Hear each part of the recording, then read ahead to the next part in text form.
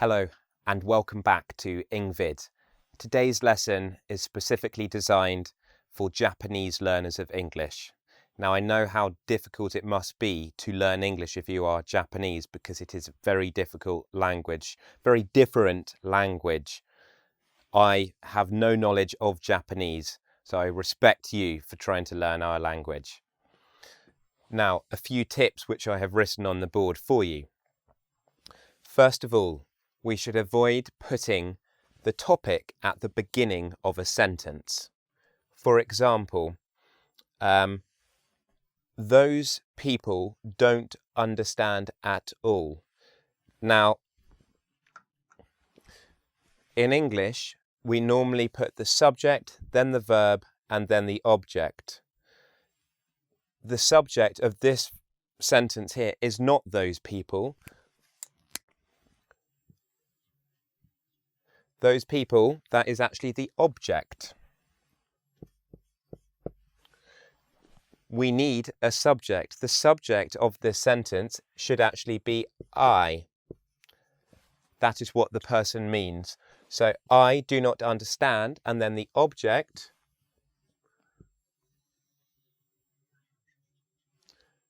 goes after the verb. Okay? I do not understand those people at all. If we don't put our words in this order, then you will confuse people. Again, this is a slightly strange, this is confusing. It should be noted Benjamin's engVid videos. Okay. How I would phrase this. Let's have a subject. What do we want the subject to be? What about you?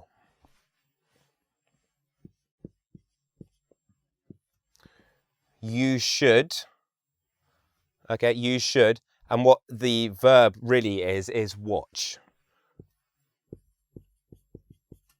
And the object, Benjamin's engVid videos. Thank you for watching this video, by the way. Okay, so let's do a little bit more on word order. In Japanese, often it's subject, object, verb. For example, I, you, phone. Whereas in English, as I've just said, we're doing subject, verb, object. So subject I, verb phone, you needs to go at the end. I phone you. Now, going to a greater degree of complexity, a complex sentence. So in Japanese, with a complex sentence, we would have the subclause and then the main clause. But in English, we can experiment. We can have the subclause at the beginning, middle, or end of a sentence. Right, so let me show. At the beginning, this is with a subclause at the beginning. Having smashed his phone, he bought a new one. He smashed his phone. He's not had a good day. Okay, so that's with a subclause at the beginning. We've got that. How, Benjamin, do we have a subclause in the middle? Well, you start the main clause. So I start he, okay? I'm putting my subject. He. Now we have the subclause. He, having smashed his phone, bought a new one.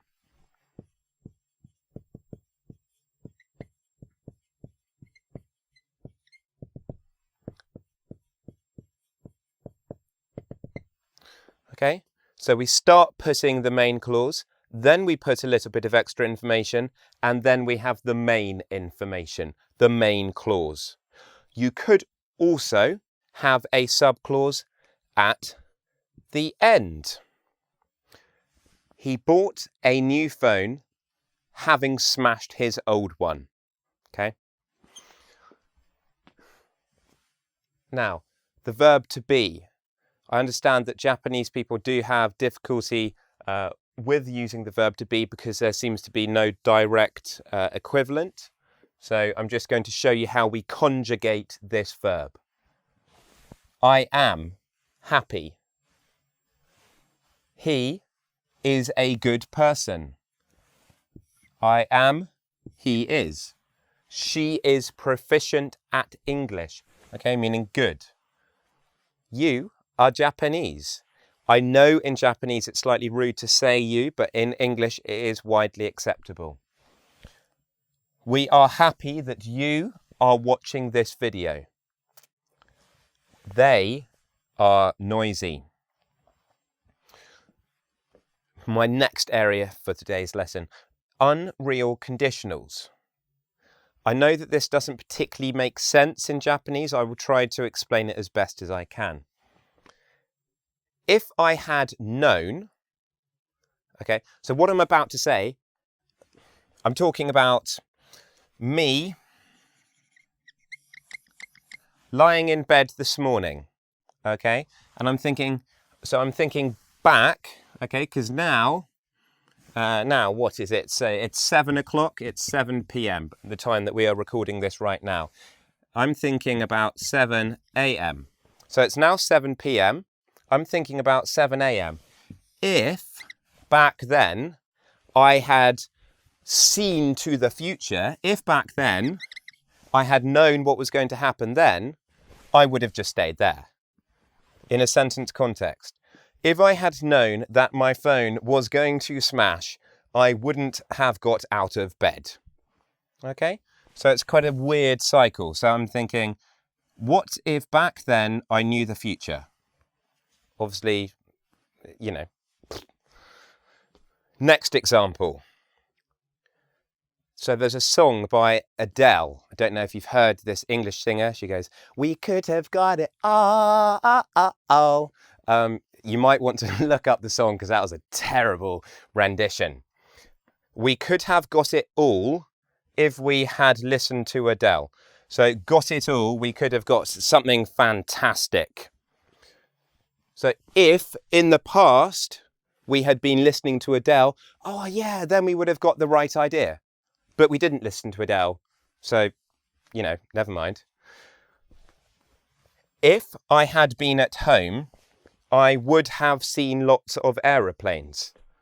Okay, so today I haven't been at home, so, you know, it is unreal. But I'm thinking, what would have happened if I had been at home? My son likes looking up at aeroplanes. He goes, da, da. So that's what would have happened. We would have looked at the aeroplanes. Time for some more? Let's go. The passive. Okay, so we have